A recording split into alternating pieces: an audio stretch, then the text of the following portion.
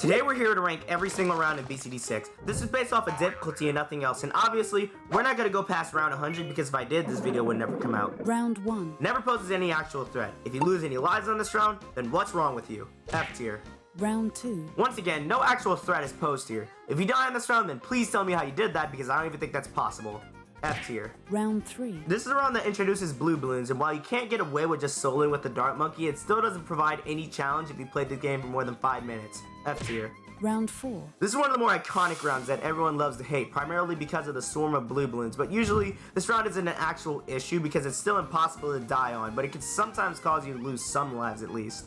Just be glad we don't have to deal with this on Chimps Are Impossible, E tier. Round 5. This round introduces more balloons in round 4, but the spread of them means that this round is actually easier than round 4.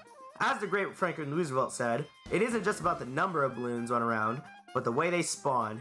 F tier. Round 6. This is a round that Chips hit a Puppable Star on and usually are easy but can be tricky on harder maps. D tier. Round 7. If you pass round 6, and there's no reason why you shouldn't pass this round as well. F tier. Round 8. While this round is undoubtedly harder than the two before, usually you can afford another tower to help you out by now, and sometimes you can get away with just 3 dart monkeys. D tier. Round 9. Okay, so if you haven't placed another tower by now, then you're 100% gonna have to place one if you don't want to lose lives. D tier. Round 10. This round isn't usually difficult, but it can sometimes make you spend a little more money. D tier. Round 11. Introduction to yellows. Though after you already dealt with the yellows, which shouldn't be that tough of a challenge, this round becomes really easy. D tier. Round 12. This round isn't much more difficult than any of the rounds that come before it, especially if you deal with the balloons before the yellows show up. D tier. Round 13. This round is just free money. There's no reason why you should ever die in this round. F tier. Round 14. This round is more difficult because of the way the balloons attempt to stack on top of each other, creating a cluster of balloons that's nearly impossible to penetrate with the money you're given then. A tier. Round 15. The start of the pink balloons. Easily one of the hardest rounds in the early game.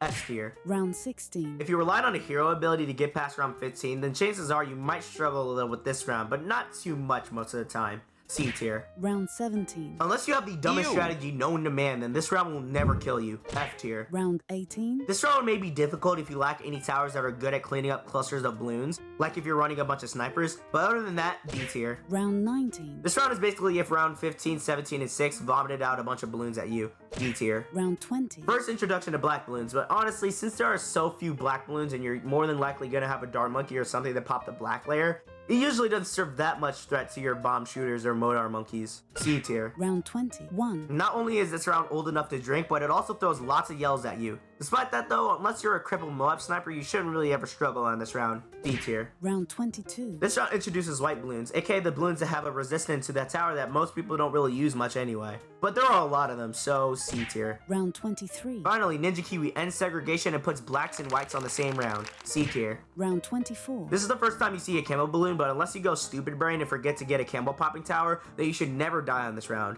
F tier. Round 25. Here's the round with the balloons that don't show up nearly enough to be an actual threat. Isn't that right, Heartstopper? Haha, wait, what are you... C tier. Round 26. First round for zebra balloons, but at this point you should have something to deal with the resistant layer. D tier. Round 27. This round is only memorable because of its simplicity. It's not really difficult at all. D tier. Round 28. This is the first time leads show up. However, unless you have a tower that's slow at popping leads or just no lead popping tower at all, then you should usually breeze past it. C tier. Round 29. This round is like the balloons got mad at you because you got past their metal defenses, so they just throw a bunch of yellows at you. And it can actually be annoying. C tier. Round 30. Even though this round throws 3 more lead balloons at you, this round is usually easier than 28 because of the spread.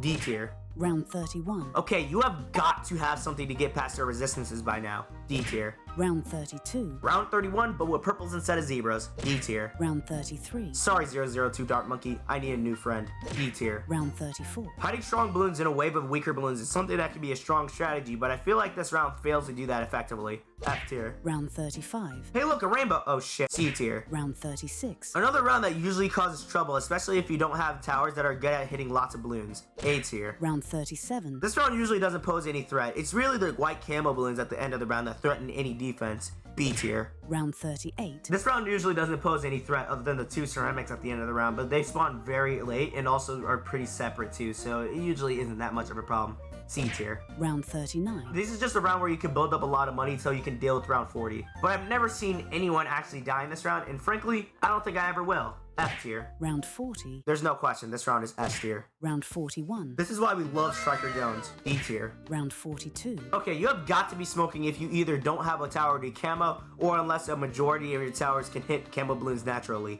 Either way, F tier. Round 43. A bunch of rainbows and ceramics. Not fun, B tier. Round 44. There are more zebras here than there are in the country of Nigeria, but you won't have a problem with this round unless you're either relying on ice monkeys or explosive towers with no Striker Jones for your damage, which if you do any of those things, why? F tier. Round 45. I feel like this round could be more difficult if the balloons came in a different order. As of now, it just looks like the balloons f***ed up their coordination, sending the strongest balloons forward and the weaker balloons afterwards. Also, there are camo purples here, but no one cares. D tier. Round 46. Fortified ceramics. Ouch. B tier. Round 47. I feel like what I said for round 45 could apply here, but this one is still a little hard if you only have one tower to pop camos, since they'll be too distracted by the ceramics to pop the pinks. C tier. Round 48. This round slowly ramps up in difficulty, giving your defenses plenty of time to charge up cooldowns and deal with the weaker balloons before the fortified ceramics come, which is good if you're a player, but not if you're a balloon. D tier. Round 49. This round does what round 34 tries to do, but way harder. A tier. Round 50. Here come the mobs again, although by this point you'll most likely have something to deal with the mobs, and the mobs come at way different time intervals, so you can easily deal with one than the other. C tier. Round 51. Okay, there is no way you don't have a decamo tower at this point. If you can deal with mobs, then I'm pretty sure you can deal with a few ceramics. F tier. Round 52. This round is a different take on hiding strong balloons with weak ones, since there's way less balloons, but the balloons are way stronger, opting to hide ceramics with mobs. C tier. Round 53. The mobs are too separated to pose any threat. F tier. Round 54. Harder version of round 52. A tier. Round 55. It's only the fourth buster ceramics that pose any threat. C tier. Round 56. Get a 0-2-0 village. F tier. Round 57. This round stacks two modes on top of each other twice, but by now you should have enough money to where that isn't really an issue. But it is slightly concerning. C tier. Round 58. Pretty basic compared to the rounds that come before it. D tier. Round 59. Oh look, all of a sudden your 402 monkey can't just pop every single camo blue. Aw shit. F tier. Round 60. In my opinion, this is the easiest single mob round. D tier. Round 61. Alright, things start to ramp up here. This is where the towers that carried you through the early game start to fall off hard. C tier. Round 62. You slap a piece of wood on a mob and suddenly it's harder. B tier. Round 63. S tier. Round 64. This round can maybe get you if you used your abilities in round 63, but I don't think it's quite as difficult as round 63. But it is still pretty difficult, so A tier. Round 65. Two big floating baskets. C tier. Round 66. Would you rather fight 4 regular mobs or 3 mobs with wood on top of them? My answer is neither. C tier. Round 67. If you got past the last round, then you've proven that you can get past 4 mobs on top of each other. D tier. Round 68. Really repeating themselves here. C tier. Round 69. There are a bunch of fortified leads, but at this point in the game, it's like taking DDT out of preschool and beating it up on the playground. F tier. Round 70. Really repeating themselves here. D tier. Round 71. Hey, this time Ninja Kiwi stacked 9 mobs on top of each other instead of just 4. Give them a round of applause. Okay, you can stop now. This round sucks. B tier. Round 72. We literally dealt with 2 BFBs stacked on top of each other 7 rounds ago. How did they think it would stop us here? F tier. Round 73. Not really particularly difficult when compared to the rounds before it. D tier. Round 74. Seriously, a single BFB and some fortified ceramics? F tier.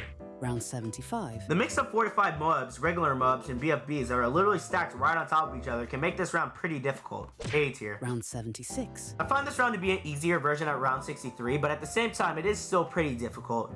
Since this round gives you no time to charge with cooldowns or anything, this round will hit you hard, no rubber. B tier. Round 77. The difficulty curve of this round looks like a heart rate monitor during a heart attack. Trust me, I would know. A tier. Round 78. If you got past round 63, then there's never really a reason that you shouldn't also get past this round. Still though, B tier. Round 79. The only thing that may pose any trouble here are the 2 fortified BFBs at the end. Other than that, no real challenge here. C tier. Round 80. This round can heavily be countered if you brought a bunch of stalling towers. And even if you didn't, I still consider this the second easiest single mob round. B tier. Round 81. Usually just free money. B tier. Round 82. Round 81 but with fortified BFBs.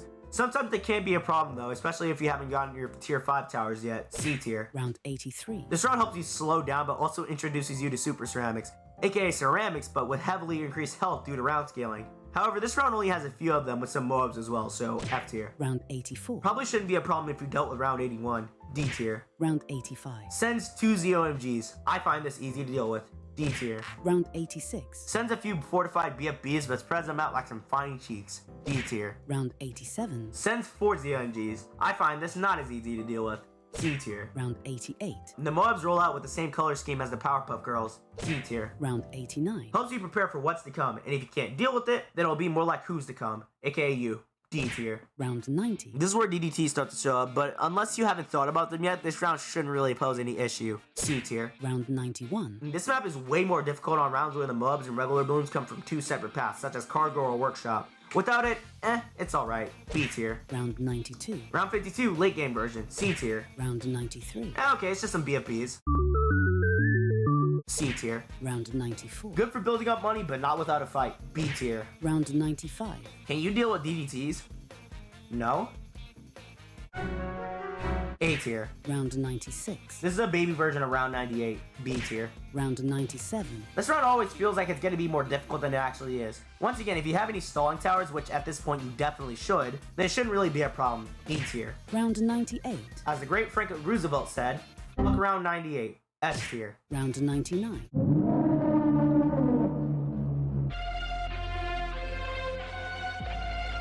S tier. Round 100. This round is bad. Ah, fucking fly in my face. I killed it.